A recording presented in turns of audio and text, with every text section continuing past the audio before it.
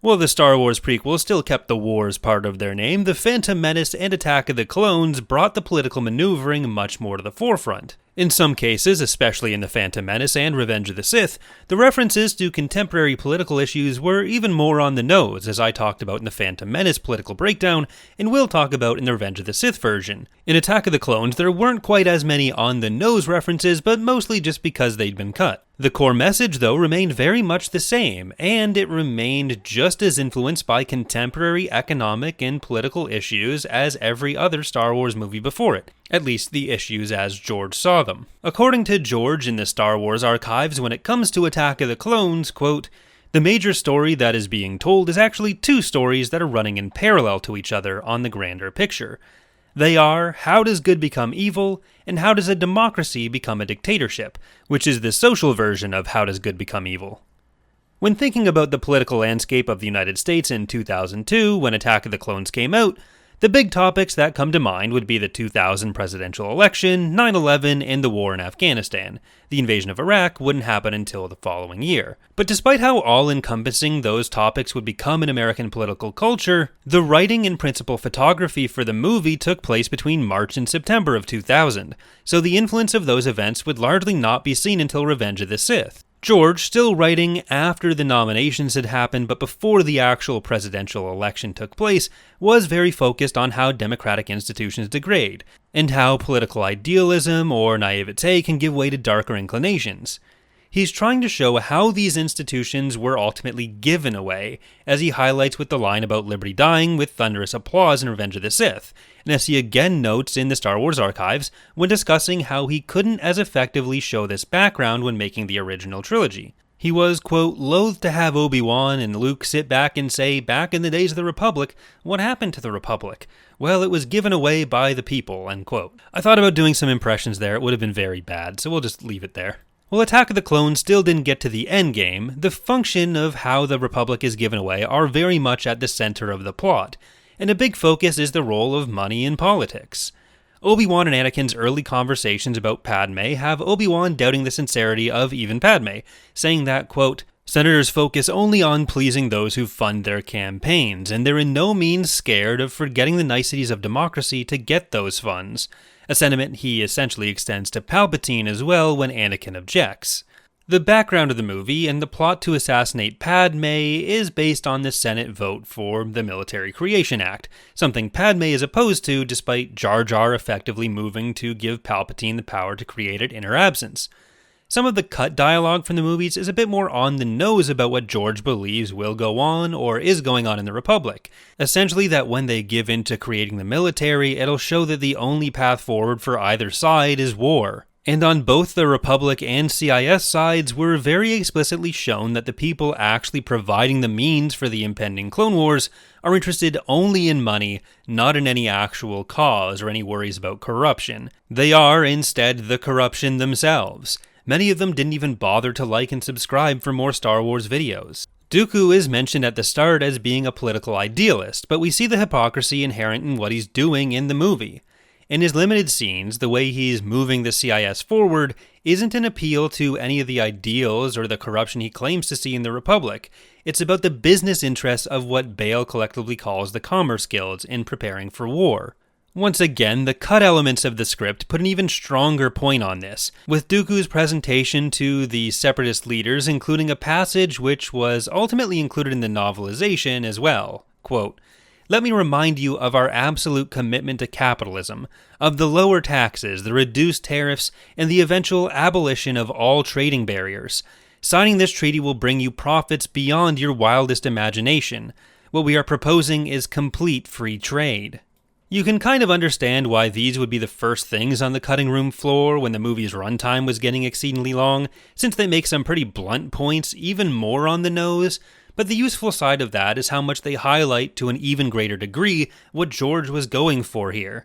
Padme calls out what's going on even more directly to Dooku in a similarly cut scene, where Dooku tries to appeal to Padme by talking about the cult of greed in the Republic, one his prior quote shows isn't so much a problem for him, and this is something Padme is more than willing to point out, saying, "This is not government being bought out by business, it's business becoming government." And George will go on to say why he thinks this is such a bad thing. I'm sure some of the response to this would be that it doesn't count because this dialogue didn't make the final cut of the movie, but to that I would say again that the reason these lines were safe to cut is because they basically just put a more direct label on what remained in the text. They're kind of just George doing our analysis for us. None of these scenes were removed because George Lucas changed what he was fundamentally trying to say. The movie didn't turn into Anakin Shrugged at some point. And I think these are still especially applicable when we are talking about the political context and the motivations behind the movie, especially since so many made it into final drafts of the script or even rough cuts of the film.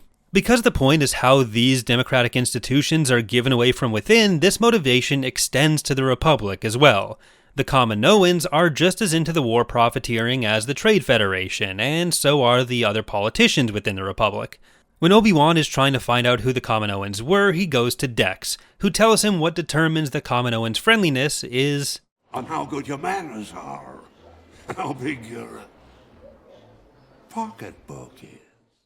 So the creation of the clone army on the Kaminoan side isn't for any kind of ideologically pure reason either. We know the whole situation is a maneuver for more power from Palpatine, a factor we'll get more of in a minute. And George is telling us in the text that what motivates what the Trade Federation is doing and what motivates the Kaminoans is just the money of providing this war machine.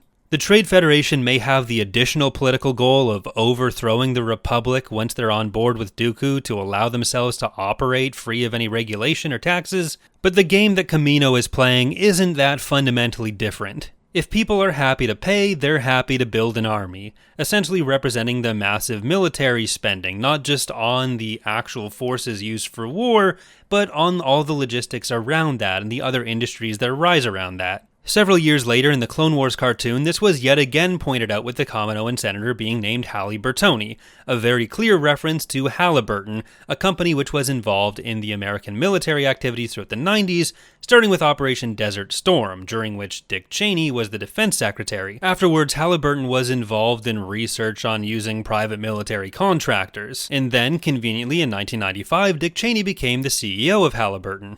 This led to even further controversy when he became vice president under George W. Bush, when contracts relating to the next invasion of Iraq were awarded to Halliburton. Whatever the actual legality of that is the system that George Lucas is criticizing, and several of these things would have been going on in Lucas's awareness. Remember, from Padme's quote, what Lucas is saying is happening is that the businesses are becoming the government. And according to him, quote, if you ascribe to the idea that most businesses are greedy, then it's very easy to see that they're more on the dark side than the side of light and compassion.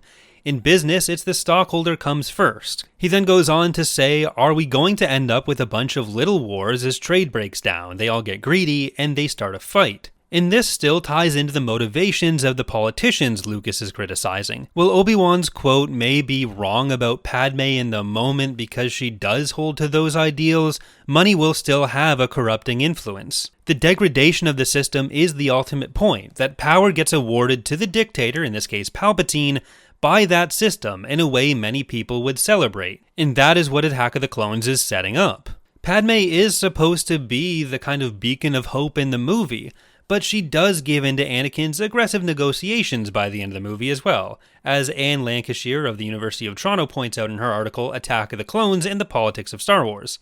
She, like Dooku, has moved beyond the well-meaning idealist into being someone contributing, however unwillingly, and there's some varying levels of willingness on either side of that, to the system she's allegedly trying to stop. A criticism of Padme which could also be leveled at any already exceedingly wealthy person selling their already large company to an even larger, more monopolistic entity. But at the core of all of Lucas's Star Wars work, at least until Episode 3, the shadow of one particular real-world figure is always lurking around the corner: Richard Nixon. Nixon's back! Well, in Episode 3, we'll see this fear of a dictatorship shifted a bit more to George Bush in the reaction to 9/11. It was President Nixon who made Lucas explore this line of thinking with his franchise to begin with. Quote, at one point, Nixon thought he might try to change the Constitution so he could run for a third term. That set me off thinking about how a presidency falls, and doing research on all kinds of democracies, from Greece to Rome. Going on to say, in episode 2, Darth Sidious creates a war. It's not real. We've got to defend ourselves against the droids and the separatists. It just so happens that the Kaminoans are building droids, so we should buy the clones. And everybody cheers. This is how freedom dies, with cheers. The personal stories of the characters often take a back seat to these ideas in Attack of the Clones, and as the first quote from George about the dual story on good becoming evil alludes to, they also reinforce those themes. Anakin's naivete when it comes to the Chancellor and his half-joking defense of dictatorship exists alongside Padmé's idealism and belief in democracy, always pointing to what ultimately happens to the Republic will be that people give it away on the idea Anakin expresses.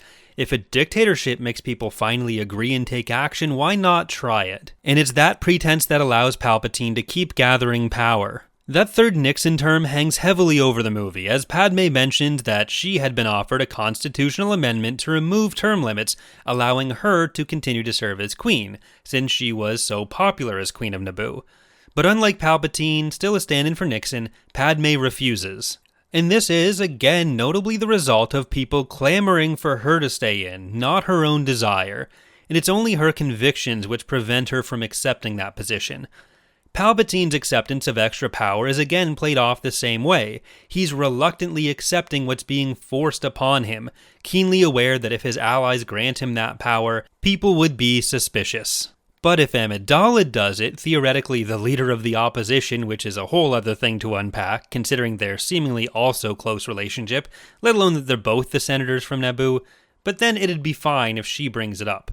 Everything is being manufactured, so it can seem like Palpatine is reluctantly accepting these powers. In the script, all he's asking for is that he be allowed to retire quietly once the crisis is over. The Republic gets its clone armies with mechanized mounts, bringing them closer to the organic versus mechanical aesthetic divide we see at Hoth and Endor for the good guys versus the bad guys, something we also saw in Episode 1 with the Gungans and the droids. And we're well on the way to the transition from the Republic to Empire we'll see culminate in our next topic, Revenge of the Sith. That's going to do it for today. Thank you for watching. Like I said, the next one up will be Revenge of the Sith itself. Special thanks to the patrons on patreon.com/CoreyLoses who make this kind of video possible, and to MarMar for editing, who I'm also able to get to help out with these videos thanks to the patron support. If you'd like to support the creation of more videos, check out the link to the Patreon in the description, or consider becoming a member here on YouTube.